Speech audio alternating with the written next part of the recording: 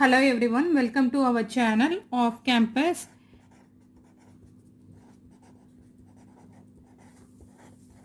Kindly subscribe our channel Off Campus and click on the bell icon. You will receive notifications when we upload videos. In this video, we are going to discuss about previous year TNEB AE question paper. TNEB AE 2018 question paper. We are going to solve it will come under part 3 for electronics and communication engineering subject. In part 3, 65 questions. Before now the syllabus not a syllabus will not change. The question pattern will be question pattern is changed currently, but before in 2018 I am saying that pattern. What was the pattern before is 65 questions asked in part 3 section. Out of 65 we have to answer it for 60 questions. So 56 to 120 questions or will be was asked in the previous year under part 3 section. Now we are going to solve each and every one problem and going to discuss about the problem. In this video we are going to solve for few questions. I will upload the videos by series or episodes or part by part. First one is if 56, if all the three resistance of a given delta network are 15 ohm each, then three resistance of the equivalent star will be. Four options are given. We are going to solve. If the there is a formula for different formulas for delta network to convert the delta network into star network and star network into delta network. If the resistance are equal, there is one shortcut to convert from delta to star network. What is the delta network first? It is in the shape of delta form. So this is given as 15 ohm each. In general, how to convert delta to star or can be called as Y network also, or if the same or. So what is the formula for converting delta to star network? If it is R, then it is converted by R by N. R by N. What is the resistance value here? 15. So 15. Number of resistance is 3. So 15 by 3. What we will get? 5 ohms. So answer for 5 ohms each is a correct answer. When the resistance are equal for each element, it is easy to convert the star from delta or delta to star. From delta to star it is nothing but N multiplied by the number of resistances. Here what is asked in the question? Delta network to equivalent star network. So what is the formula? R divided by N. So what is the R here? 15 divided by number of resistance is 3. So 15 by 3, 5 ohms each is the correct option for this problem. Next we will move on to the 57th problem. What is that problem? 57. The phenomenon known as early effect in bipolar transistor refers to a reduction of effective base width caused by. What is the early effect? Four options are given. First of all, we have to know what is the early effect. Early effect is nothing but the reduction given in the problem itself, question itself, reduction of the effective base width. Early effect is otherwise termed as or otherwise called as base width modulation. How this will occur? When we giving large reverse biasing of base collector junction, the effective base width will be reduced. So what is the option? The reverse biasing of the base collector junction. 57. For 57, option 2 is the correct option for this problem number 57. What is the next question? 58. 58, what is 58 here? In a JFET, drain current is maximum. In a JFET, drain current is maximum when VGS is option 1 0, option 2 negative, option 3 positive, option 4 equal to VPP. So, what is the JFET drain current equation? ID is equal to drain current. ID is nothing but maximum drain current into 1 minus VGS divided by VP the whole square. This is the general drain current equation for JFET. What is asked? Drain current is maximum. What is maximum? ID becomes IDSS. When the ID will become IDSS? By substituting when VGS is equal to, substitute VGS is equal to 0. What we will get in this equation? IDSS into 1 minus 0 by VP the whole squared. What we 0 by VP is nothing but 0. 1 minus 0, 1 the whole squared, we will get same one. So ID will become equal to IDSS. IDSS is nothing but maximum drain current. So in a JFET, the drain current is maximum when VGS is 0. So option for 58, option 1 0 is the correct option for this problem. Next, what is the minimum number of 2 input NAND gates used to perform the function of 2 input OR gate? What is the minimum number of 2 input NAND gates? The option is 3. There is a one general, we can solve by using gates, or otherwise one general tabular column is shortcut is to find out the minimum number of NAND or NOR gate. What is that? NOT, AND, OR, XOR, XNOR. So this is not 1, 2, 3, 4, 5. Here same 1, 3, 2, 5, 4. So minimum number of OR gate is minimum number of NAND gates is required to perform OR gate is nothing but number 3. So 3 number of NAND gates is required. This is a consolidated or a summarized tabular column for minimum number of NAND gates and NOR gates for different type of gates. You can memorize this when we are doing competitive exams. It will be useful to use this shortcut. It will save our time. So when coming to this is NOT gate and OR, XOR and XNOR. So this is the tabular column. So for this problem, minimum number of 2 input NAND gates used to perform the function of 2 input OR gate. NAND gate, OR gate is number 3. So 3 2 input NOR gate are required. 3 2 input NAND gates used to perform the function of 2 input OR gate. Then move on to the next problem. What is the problem? Number 60. A bit R2R digital to analog DAC converter has a reference of 3 volts. For a digital input code of 0110, what would be the equivalent analog output in volt? What will be the equivalent analog output is the in volt? So we have one formula to find out the output, analog output. V0 is equal to Vref divided by reference voltage 2 power n into decimal value of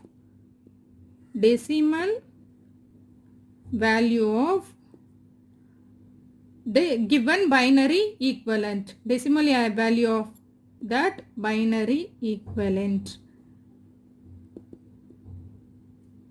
Decimal equivalent of that binary value. Decimal equivalent, I will short equivalent of, I will write in short, equivalent of that given binary value. Decimal equivalent of that binary value. So V0 is nothing but V reference divided by 2 power n into decimal equivalent of that binary value. What is V reference here? Reference of 3 volt. Reference of 3 volt. We'll write it here. V reference is nothing but 3 volt. Digital input code. Input code, what is that? A digital 0, 1, 1, 0 is nothing but decimal value. Equivalent decimal value is nothing but 6.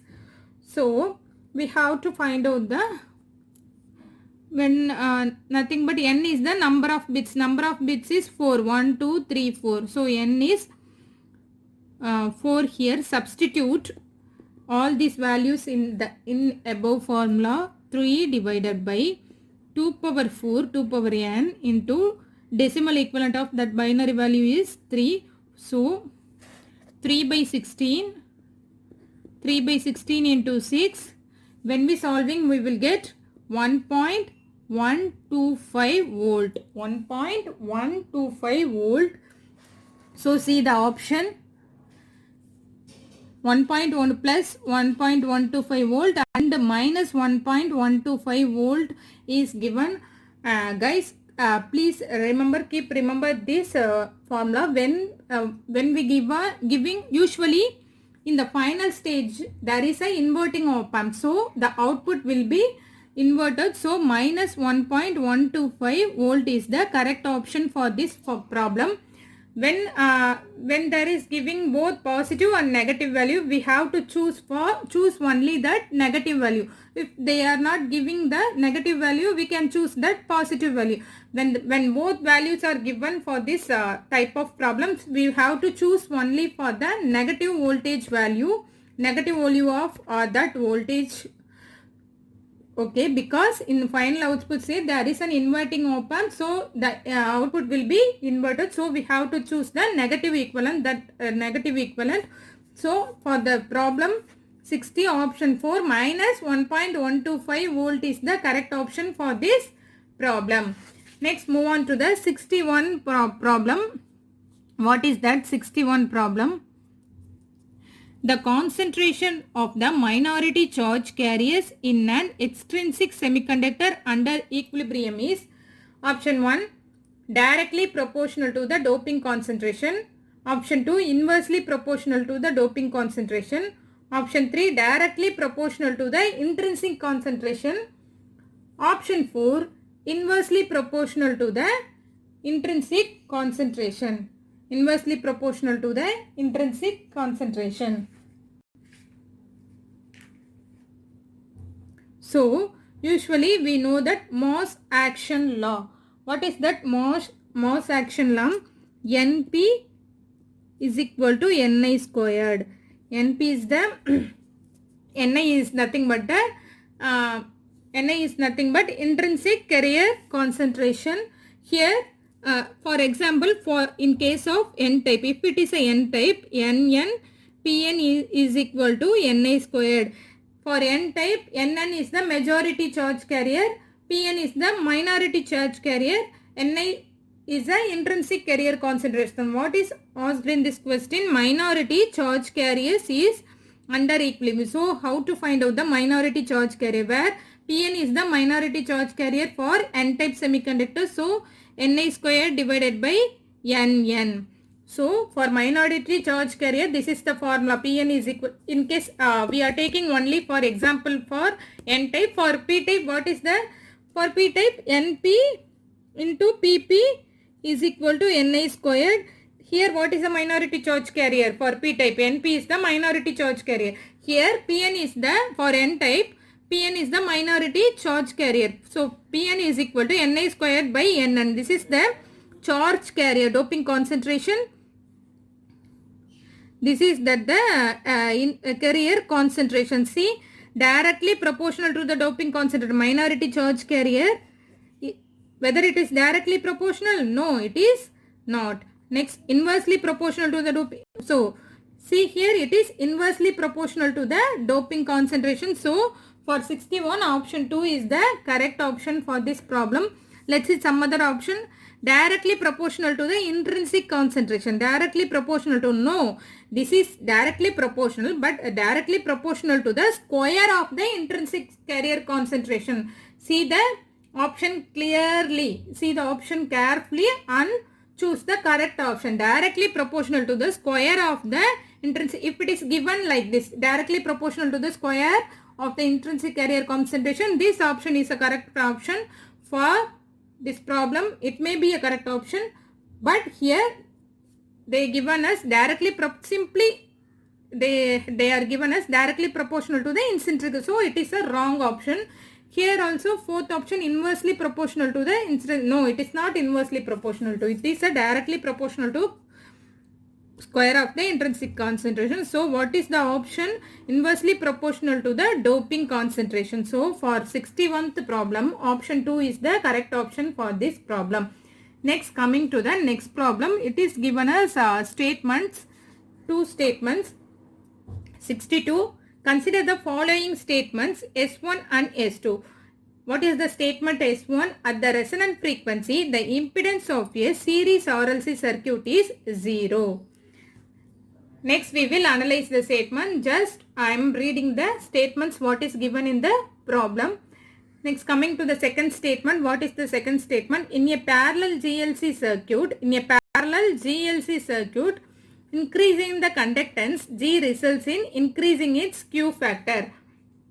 Which one of the following is correct?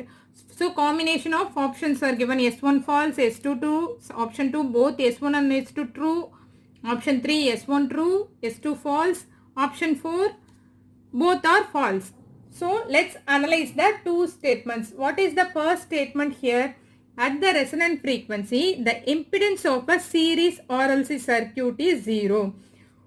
What is the impedance of a series RLC circuit at resonance? At resonant frequency, the impedance of a series RLC circuit is minimum.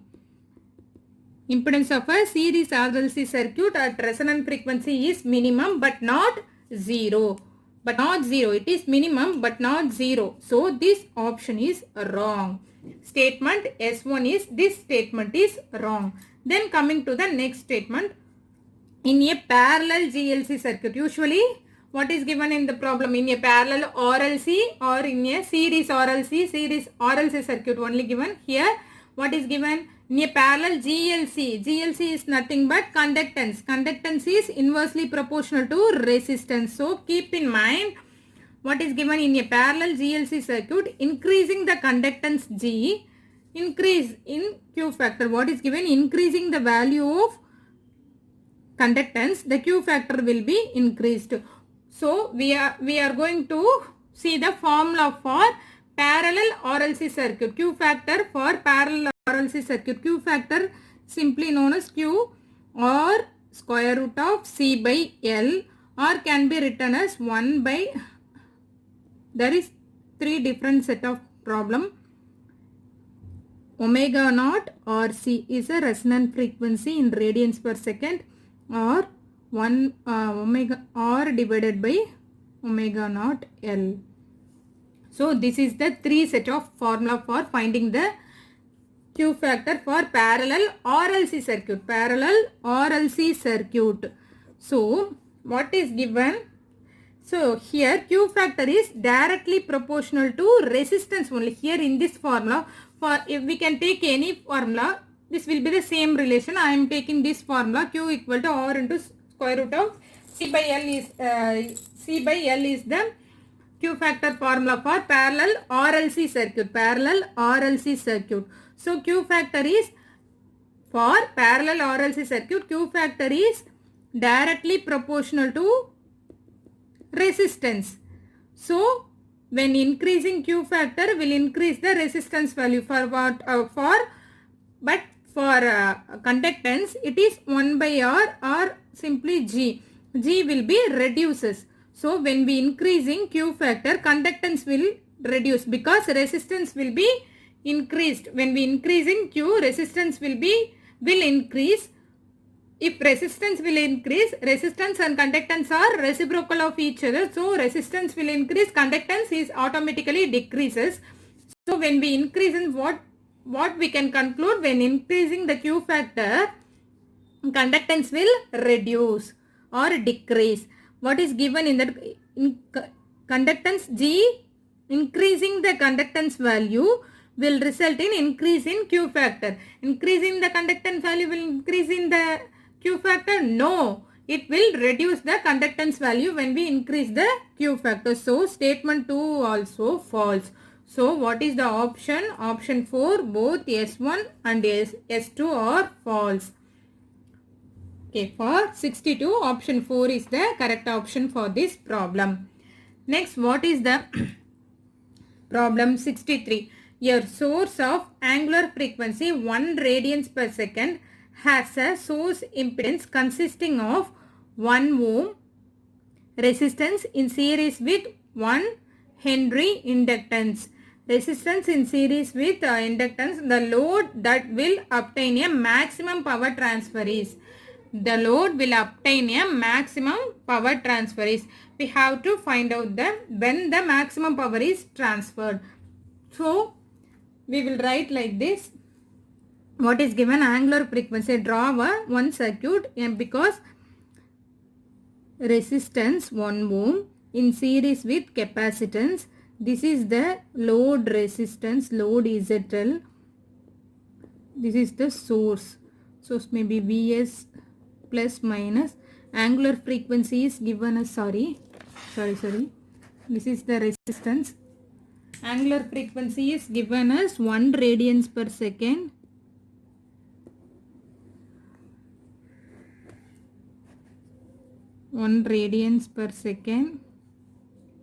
I am just drawing the resistance in series with the inductance. Resistance in series with the inductance. This is the load.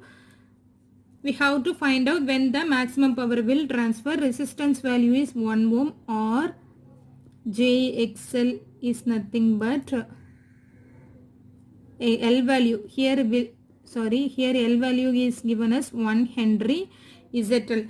What is the maximum power transfer? Here what is given? Z is equal to R plus JXL for series RL circuit. If it is a series RC circuit, Z can be written as R minus JXC.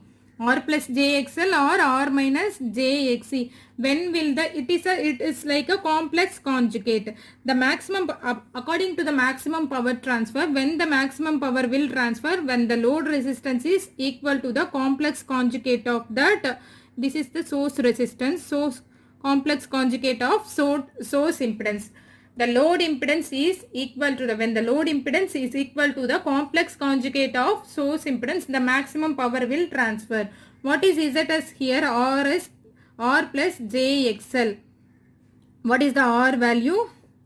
1 plus, here also J omega L can be written as R plus JXL or J omega L. Here J omega C. Omega value also 1 and plus J into omega value also 1 and L value also 1. Multiply by 1 into 1, we will get R plus J1, 1 plus J1 ohm as a is ZL star. This is the source impedance, impedance value 1 plus J1 ohm is the ZS value. When we taking complex conjugate, what we will get? ZS star, I will write here, is 1 minus J1 ohm. 1 minus J1 ohm is equal to ZL. So, when the maximum power will transfer, 1 minus J1 ohm. So, when the load impedance is equal to the 1 minus J1 ohm, the maximum power will transfer to the circuit, delivered by the circuit. So, what is the option?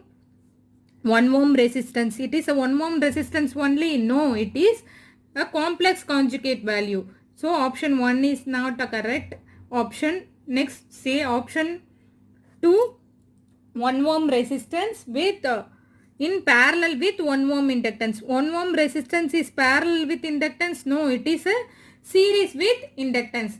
Next, 1 ohm resistance in series with 1 farad capacitor can be written as 1 plus J omega L or minus J omega C. This is equivalent to R minus J omega. So it is 1 ohm resistance is series with the 1 farad capacitance. So what is the option? Option 3, 1 ohm resistance in series with 1 farad capacitor. So option 3 is the correct option. Let's see what is given in the option 4. 1 ohm resistance in parallel with 1 farad capacitor. No, it is not parallel with 1 farad capacitor. It is series with 1 because in series RC circuit can be written as R minus source impedance can be written as R minus j omega C. So 1 minus j omega 1 is equivalent to R minus j omega C. It is nothing but 1 ohm resistance in series with 1 farad capacitor. 1 ohm resistance in series with 1 farad capacitor can be written as 1 minus this is j omega C, this is R C. So R minus j omega C. So option 3 is the correct option for this problem. So from 56 to 63 we have solved this problem. In our in our upcoming videos we will solve rest of the problem, because this video will become lengthy when we solving many problems. It is difficult to watch for you. So I will solve in the next video. Okay, subscribe our channel Off Campus and support us, and click on the bell icon. You will receive notifications. We have uploaded many videos and covered many topics under engineering. We have covered many topics in engineering and electronics and communication engineering. We have solved many problems, previous year gate problems, Stansted problems, TRB problems. This will be helpful to they helpful for all engineering competitive exams. So kindly subscribe our channel Off Campus and click on the bell icon. You will receive notification as in when we upload videos. Thank you. Thanks for watching.